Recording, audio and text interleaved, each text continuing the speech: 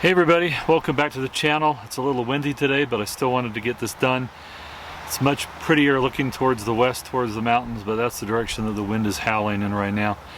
This is our part 5 for survival training for the backpacker. And this is where we talk about the fourth rule of 3, and that is that you only have 3 weeks or 21 days to live without food. And as a backpacker, we have seen the example of this tragically with the passing of Inchworm. She was lost up in the northeast on the AT years ago back, and I think a couple years ago she was found. It was probably about 3 years after she was lost. She was in her tent. She had journaled her situation, and she had lasted about 21 days before she expired. She obviously had water because she would have gone before that. So anyway, it's real. 21 days is what you've got. Now, without food, your physical and mental capabilities actually start to deteriorate rapidly, and you can become weak. Food replenishes the substances that your body burns, and it provides energy. It also provides vitamins, minerals, salts, and other essential elements for good health. Okay, and possibly most importantly, especially for hikers, is it provides morale. All right, now there's 2 basic sources of food, plants and animals include fish.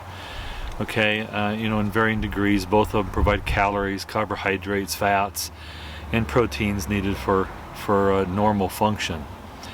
Now, calories, that's a measure of the heat and potential energy that food produces. Okay, and the average person needs about 2,000 calories a day to maintain kind of a minimum level of functioning. Now, as backpackers on long distance hikes, 2,000, 2,500 calories a day, maybe 3,000 if you're really good in the foods that you choose, is something that you'll take with you. But you're burning 6,000 to 7,000 calories a day as you're backpacking. Okay.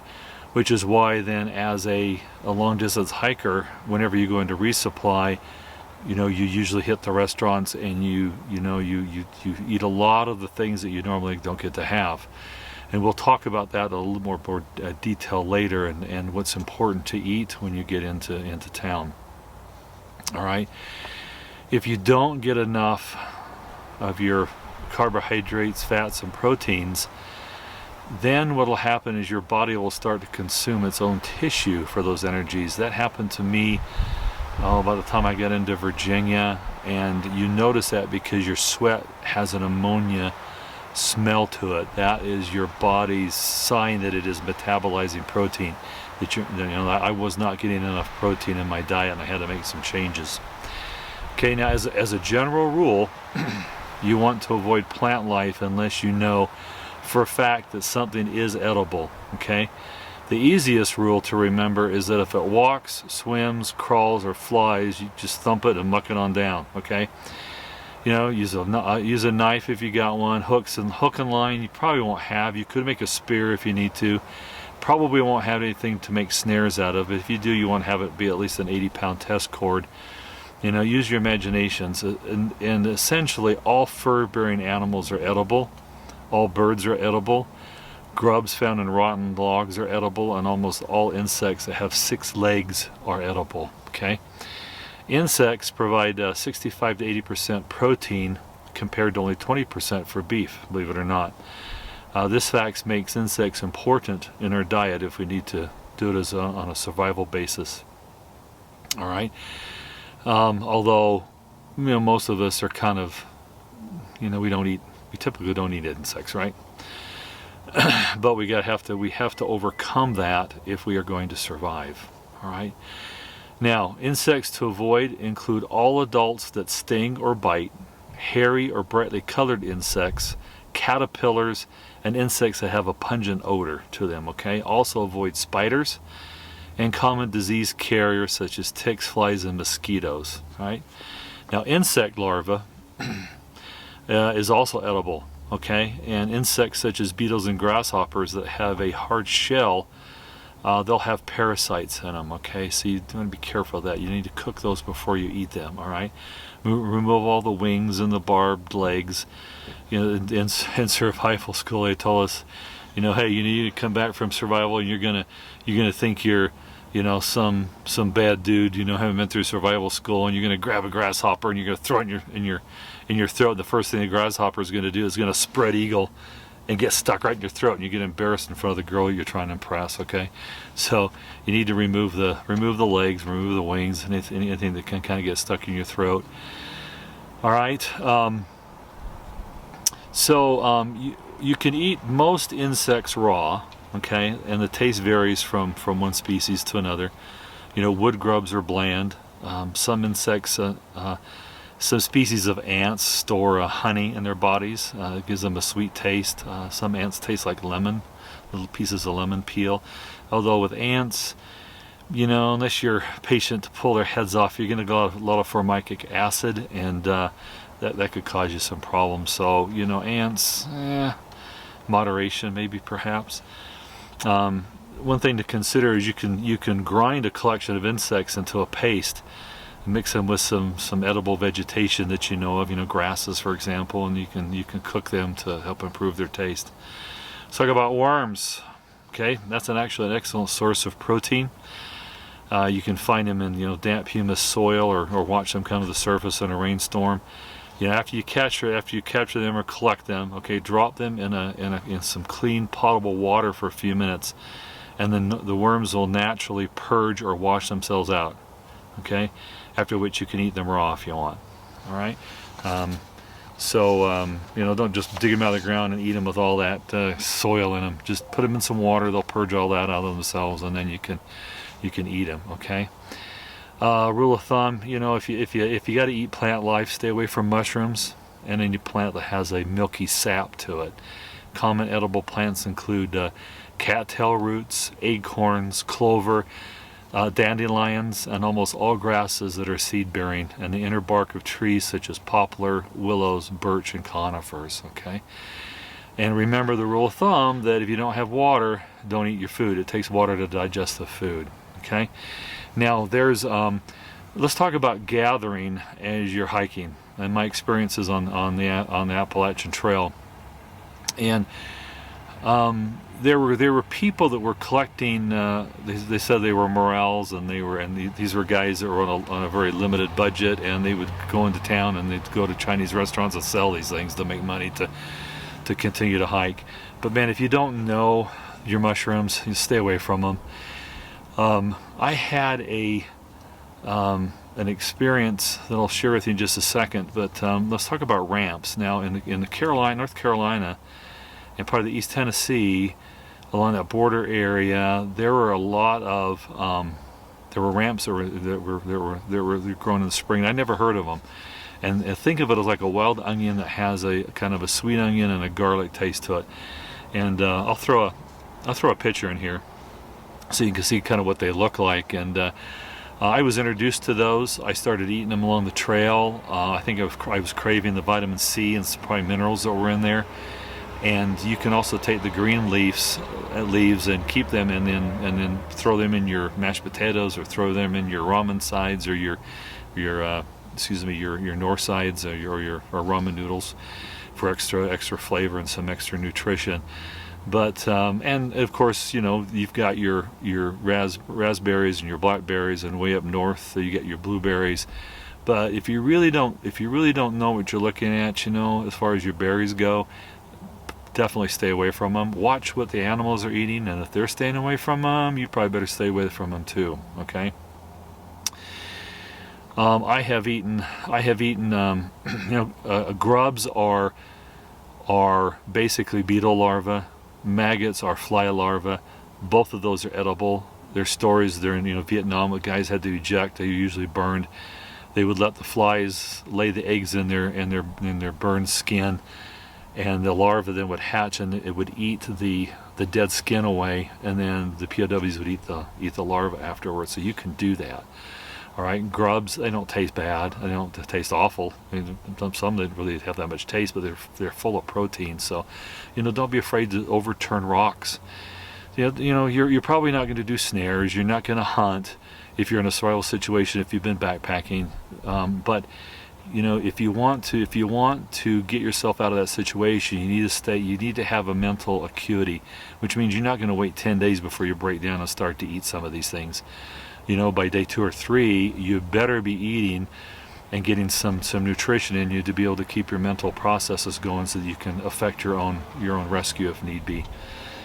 I ran into a hiker, that told me a story, and I don't know why she told it to me at the time, but she told me a story that her parents were big mushroomers, and they'd go out and collect mushrooms and eat them. And then on a trip with her parents' friends, had gone out and had gotten a bad mushroom and had actually died from it. She told me that. I'm not sure why she had told me that. Then in 2017, I ran into a guy, and he had. When I met him, we had just kind of showed up at the shelter together. I got in and got some water, had come back, and he had cut an orange and had offered me half of it. Yeah, I'd really like to have an orange, so I took the half an orange and ate it. And then I kind of observed his behaviors with his hygiene and food, and I kind of suspected that knife that he had used was probably not all that clean. And neither were his hands, and I noticed that he had this pouch of little plants and stuff that he'd been collecting, and there was this pretty nice mushroom cap that he had found, and he was kind of picking at it with his fingers and everything. I'm thinking, and I kind of asked him, I said, "Do you know what kind of mushroom that is?" And he goes, "I think it's okay." And of course, I'm thinking to myself, "You think it's okay?" I said, "Maybe, we had cell service there, and strong signals, and maybe you better look it up and make sure that's okay." And and about 10 minutes later, I saw him he was sitting over at the picnic bench, and he took the mushroom, he just chucked it into the woods. I said something to the effect of, found out that it wasn't good to eat. He said, "Oh, it's edible, and it'll make you really sick for about 3 days.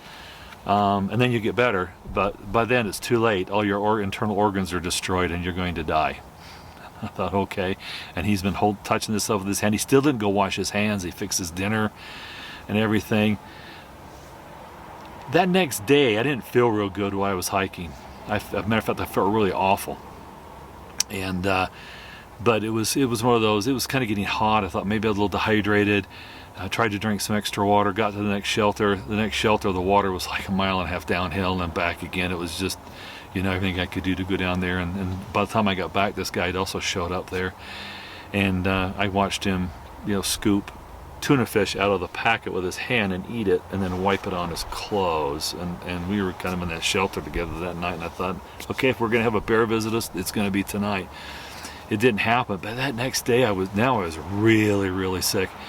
And when I got into Fayetteville, I went to this little place to get breakfast right by the trail, and this is Pennsylvania. And man, I upchucked in the bathroom. I was kind of embarrassed. It was a little place. I'm sure they heard me in there. And I got myself down to this old church hostel, and I literally slept for like 2 days, just sick as they thought I had norovirus. I think I had food poisoning. It could have been a little bit from, a little bit of mushroom contamination, but whatever was on his knife and whatever he'd been using to cut it with, it was pretty bad. So, and he considered himself kind of a gatherer, and he was kind of gathering foods as he was hiking. And, he could have, if I hadn't have been there to say something about, and I told him a story about this girl and her parents and her parents' friends that had died. That story, was what caused him to look on the internet and probably saved his life. And but anyway, I'm personally really scared of mushrooms. Okay, so if you don't know what you're doing, I think you need to stay away from them. Now let's just talk a little bit about nutrition. Early Riser 71. If you don't know his channel, go to it. I'll throw a link down below in the description for him. He's got a really great series.